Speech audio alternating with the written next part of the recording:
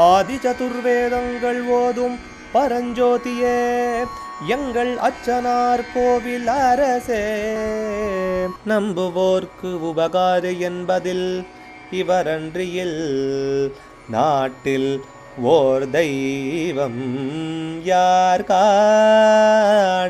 ஆதி சதுர்வேதங்கள் ஓதும் பரஞ்சோதியே எங்கள் அச்சனார் கோவில் அரசே. சுவாமியே சரணமையப்பா. அச்சங்கோயில் அரசே சரணமையப்பா. பகவானுடைய 219வது நாமா திருப்பெயர் ஹுதாஷாய நமஹ. ஆஹூதியை உண்பவனுக்கு நமஸ்காரம்.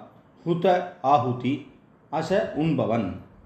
அக்னியில் சொரியப்படக்கூடிய ஆஹூதியாக என்னென்னலாம் இருக்கோ அதை ஏற்றுக்கொள்பவர், அக்னி ஸ்வரூபனாக இருக்கிறவர். அதனால் ஹுதாசயன் அப்படின்னு பெயர்.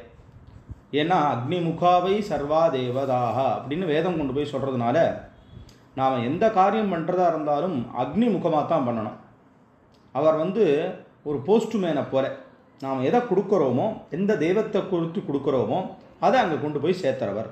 அந்த ரூபமாக இருக்கக்கூடியவர் சாஸ்தா. எல்லா தெய்வங்களுமே அக்னி ரூபமாகத்தான் வழிபடப்படுறது விசேஷம்னு சொல்கிறதுனால தான் ஹோமத்தில் ரொம்ப விசேஷமாக பிரத்யட்சமாக பார்க்குறோம். சூரியன் எப்படி கண்ணுக்கு நேர் தெரியற கடவுளோ அந்த மாதிரி ஹோமத்தில் இருக்கக்கூடிய புனிதமான அக்னி அது விசேஷமானதாக சொல்லப்படுறது சாஸ்திரங்களில்.